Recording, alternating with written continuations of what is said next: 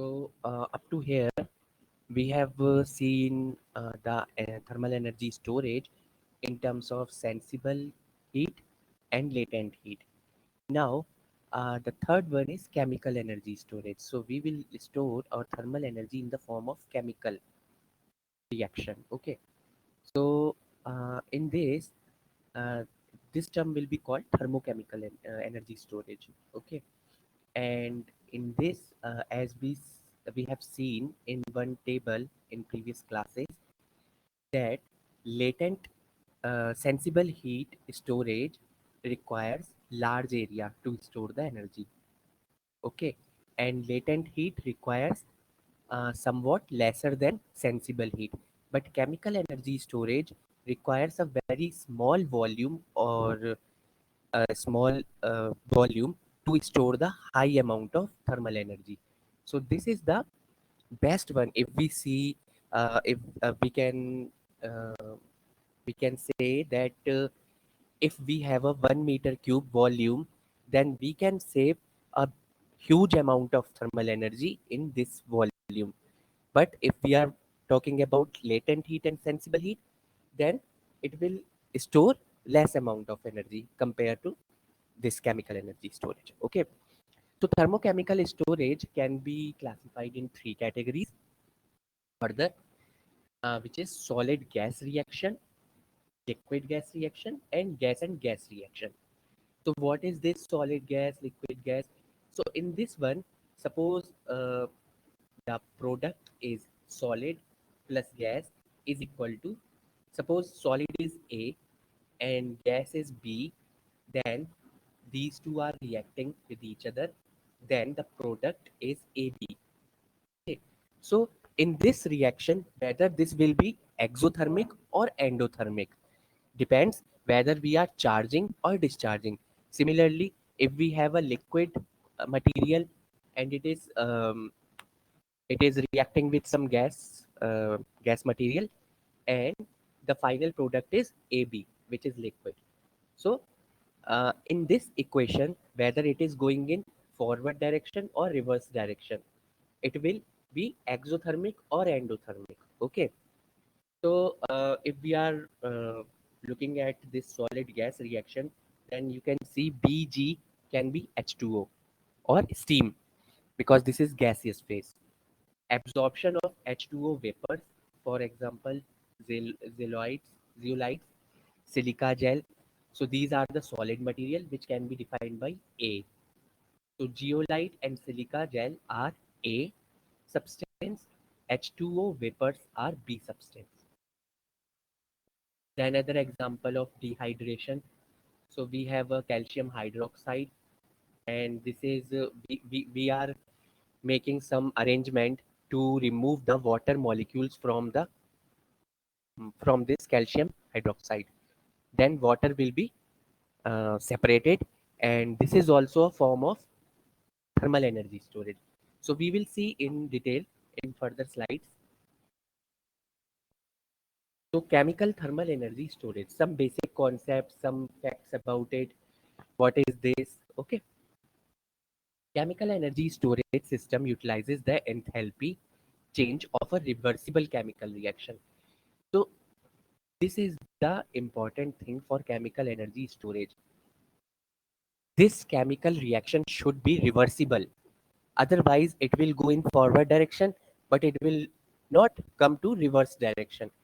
Then we can charge, but we cannot discharge the material. Okay. So in forward direction, if it is charging, then there should be reverse equation also by which we can discharge the material. Okay. So this is the prerequisite that the equation or material which are reacting should be reversible. Okay.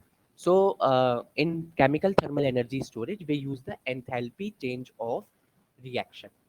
So you can say if oxygen and hydrogen are combining with each other, then there will be some heat output. Okay, because it will generate some heat. Reversely, if we are breaking down the water molecule into hydrogen and oxygen, then it will consume some energy. So we are giving heat, to the oxygen hydrogen and charged. We can separate hydrogen and oxygen in different cylinders, and whenever we want heat, we can combine hydrogen and oxygen and can utilize the thermal energy. Okay, so this is the change in enthalpy of reaction. Okay, the energy density id higher in this type of storage. So as I have already told you that the energy density, or you can say volume, of the thermal energy storage system will be less because density is high. So energy density is high means per unit volume stored energy will be higher. So volume will be less. Okay. Compared to sensible and latent heat system, thermochemical storage can have different temperature levels for the charge and discharge process. This is also an important factor. Suppose uh, in latent heat storage system, we are using water. Okay, so initially water is in liquid phase, and when we provided heat, then it will convert into steam. But all this phenomena will be performed at 100 degrees centigrade because 100 degrees centigrade is the vaporization point. Okay, so the temperature at charging will be 100 and discharging also it will be 100 degrees centigrade. But this is not in the case of chemical thermal energy storage, because in thermal energy storage, charging will be happen at uh, different temperature and discharging will be at some different temperature. You can say if hydrogen and oxygen are dissociated from the water molecule at 100 degrees centigrade. Okay, so this is charging 100 degrees centigrade. But hydrogen and oxygen are combining with each other and generating some thermal energy at room temperature only. You can say 25 degrees centigrade. This is discharging. So this is the beauty of this thermal energy storage, sorry, in which charging is happening at different temperature and discharging is at different temperature. Okay. Hence, it is feasible to upgrade and downgrade heat and supply heat at a suitable temperature level. So this is also work as transformer. So you are electrical student. So if we are talking about transformer, so what transformer does? It will lower down or increase the voltage level. Whether decrease the voltage level or increase the voltage level depends on ratio of primary and secondary. Similarly, in this, if you are providing thermal energy at 100 degrees centigrade and charging the material, then whenever we want to discharge, then we will receive it at 25 degrees centigrade. Okay, so we are providing, if this is voltage, so charging is happening at 100 and discharging is at 25. So this is also kind of transformer because we are upgrading or degrading or increasing or decreasing the temperature level, which is similar to voltage level in electrical energy. Okay, so we can design different systems whether we want to use lower grade energy or higher grade energy, so we can utilize this. Okay, is it clear to both of you? If you have any doubt, please ask. Okay. Chemical system without storage capacities are known as heat transformer and chemical heat pump. So these are two terms which generally used in thermal energy storage of chemical. So chemical system without storage. Without storage means you don't have any storage system, but you have heat transfer fluid or tank fluid, which is working as a transformer or heat pump. Heat transformer absorb heat at a low temperature and provide it at a high temperature. So this is kind of it is kind of increasing the voltage level or increasing the temperature level. Okay, so you can say this is step up transformer. Okay, and reverse will be step down transformer. Okay, chemical heat pumps absorb heat at a higher temperature level and supply heat at a lower temperature level. So reverse of transformer will be heat pump, which is absorbing heat at higher temperature and deliver it at lower temperature.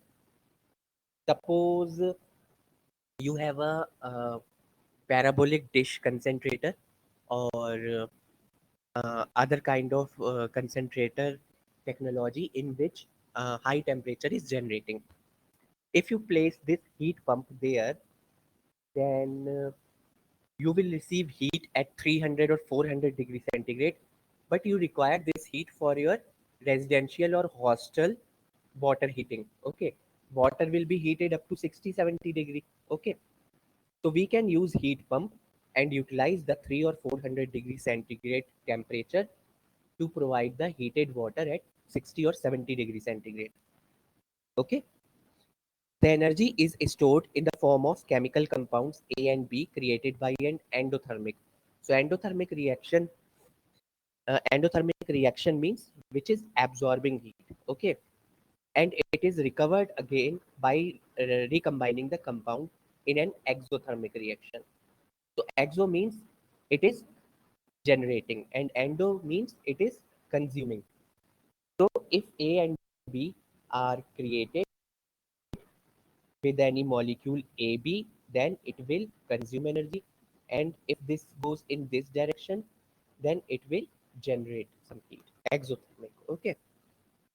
At high enough temperature, the product A and B are specially separated. Why these are specially separated? Because at high temperature there is high affinity to combine A and B and make the product AB. So whenever we separate the A and B from the AB, we will separate them like hydrogen and oxygen should be stored in different cylinders. Similarly here, otherwise they will combine and generate heat at the moment. But we want this heat at a later time. Okay. Any problem up to here? The heat stored and released is equivalent to heat enthalpy of reaction.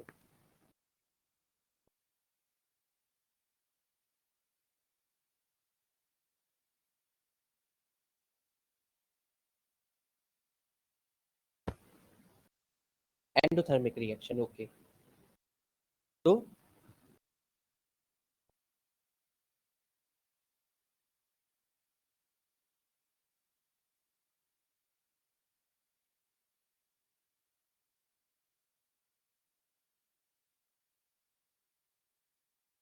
okay.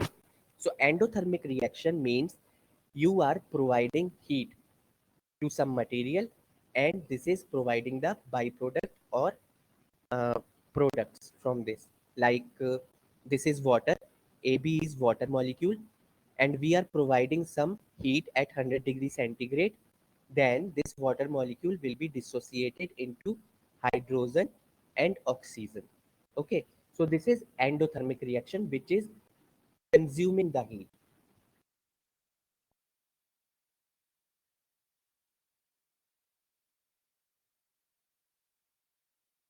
Okay, consuming the heat. Now, if we see the reverse process, oxygen and hydrogen are allowed to combine with each other at room temperature 25 degrees centigrade. Then it will generate water molecule. In this process, heat will be generated. So this is called exothermic. Okay, it is clear?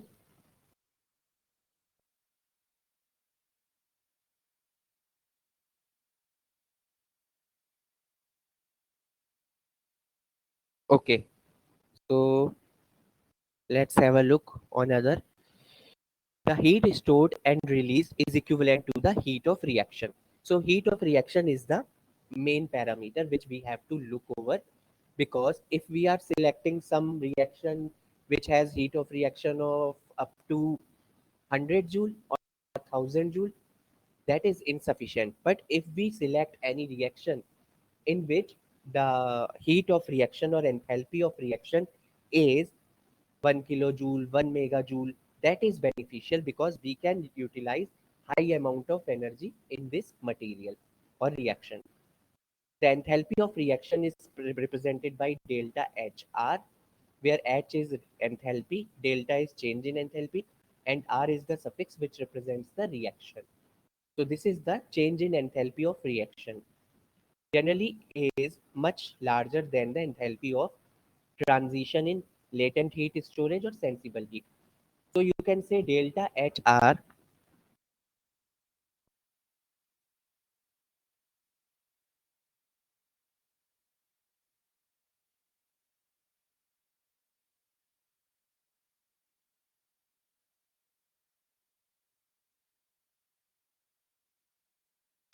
So this is your enthalpy of reaction, which is greater than the latent heat or phase change material.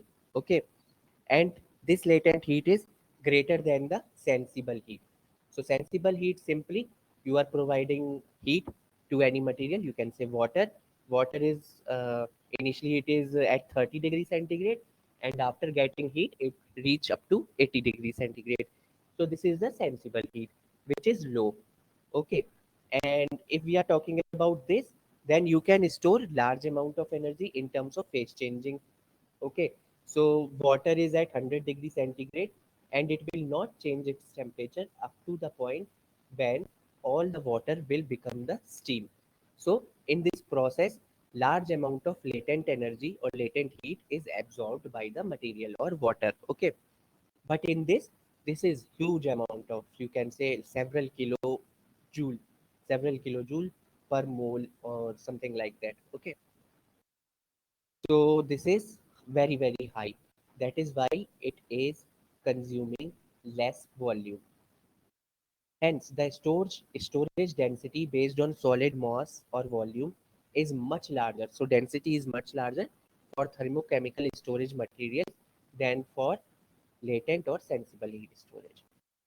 Thermochemical storage system can be classified into two major categories, that is open system and closed system. So as their name suggests, open will be the open and closed will be in which the reaction will be happening at some closed beaker or closed system. Okay. Up to here, any problem? We are moving to open type system. So open type system exchange gases with the environment. During the charging process, gases are released to the environment. During the discharging process, gas from the environment is utilized. So simple example is this: if you are um, if you have a beaker in your laboratory and you have water in that, okay, and you are providing heat in terms of electrical energy from the photovoltaic panel, and this electricity will go to the water. There will be dissociation of water, and this water will be uh, converted into oxygen molecule and hydrogen molecule. But these oxygen and hydrogen now going outside the environment because the beaker is open. And whenever we want to recover our heat, then oxygen and hydrogen from the environment can be utilized to generate some energy or exothermic reaction. Okay, so this is the open type of system in which you have a open beaker, open pot, or open tank in which the chemical reaction is happening. So this chemical reaction is happening under the environmental condition, and any byproduct can be travel into environment, and any byproduct from the environment can come to the beaker. Okay, so this is open system. These system can operate without gas compression and storage. In closed system, gases are stored. Gases are stored in form of liquid or compressed form, because whenever a reaction is happening, then this gas can be come into the system, and then this will react with some products, and final product will become. So this gas is the initiator, you can say. So you have to store this gas in the cylinder in compressed form. Okay. But in open system, there is no need to store gas because it will consume the gas from the environment only. But there are very limited reactions which can be happen, which can be processed in open system. Okay. Because not every gas is present in an environment. Suppose we require methane gas. Okay, we require methane gas. Then methane is not present in the environment. But if we require oxygen, carbon dioxide, nitrogen from environment, but this methane, hydrogen, this is not very to recover from the environment. Okay, so these system can operate without gas compression and storage, and this simplifies the system design because there is no compressed cylinder compressor. So this is simplified one. Gases include oxygen, nitrogen, water vapor, carbon dioxide can be easily available from the environment. Impurities. So one more thing, yes, that which is the disadvantage of open system. Impurities may be dust, sulfur dioxide, dioxide, organic compounds. Such substances may deteriorate the system performance because they are not required in the reaction, but they will participate. And so the product will be different from the original one. So system designed with filters may avoid such difficulties. So we can utilize some kind of filters to avoid to participate this kind of gases or dust particles to participate in the reaction. Okay, so this is your open type system. Now closed type system, storage of the unpressurized gas phase in a closed type system is usually not feasible because of the unacceptable large gas volume. So if we don't use unpressurized or compressed gas cylinder, then you have to make a large volume for gas volume storage that can be replaced by the compressed cylinder. Commonly, closed type system compress or condense the gas. Subsequently, the pressurized gas or liquid can be conveniently stored. The second alternative is you can use the gas at the moment which is generated by the first reaction. Suppose water is dissociated into oxygen and hydrogen gas, and your uh, main reaction uh, uh,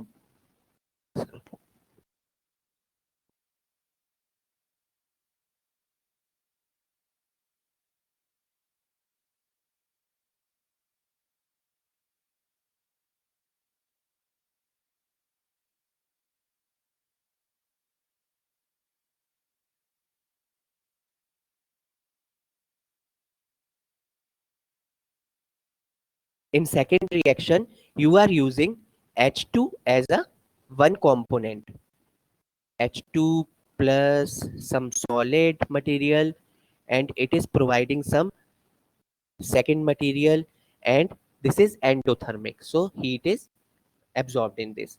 So what happened, uh, if this process is to be completed, then you need hydrogen gas.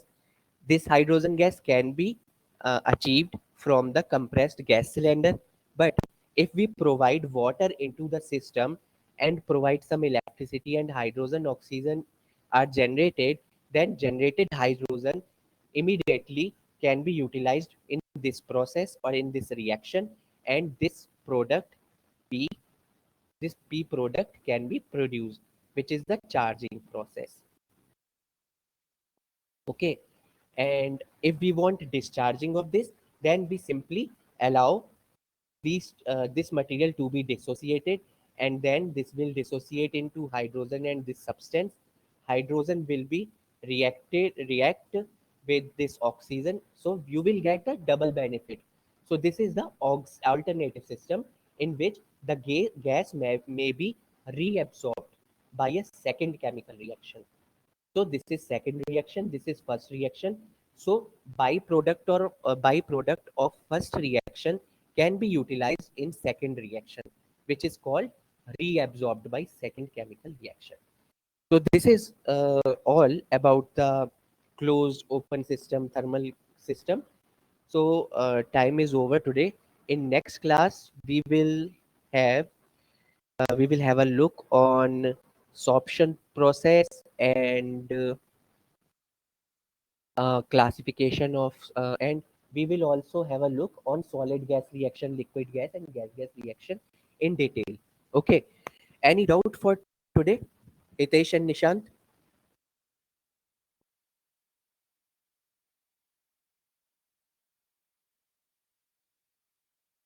Okay, great. Thank you.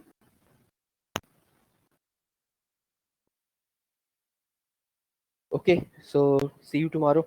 Thank you. You are currently the only person in this conference.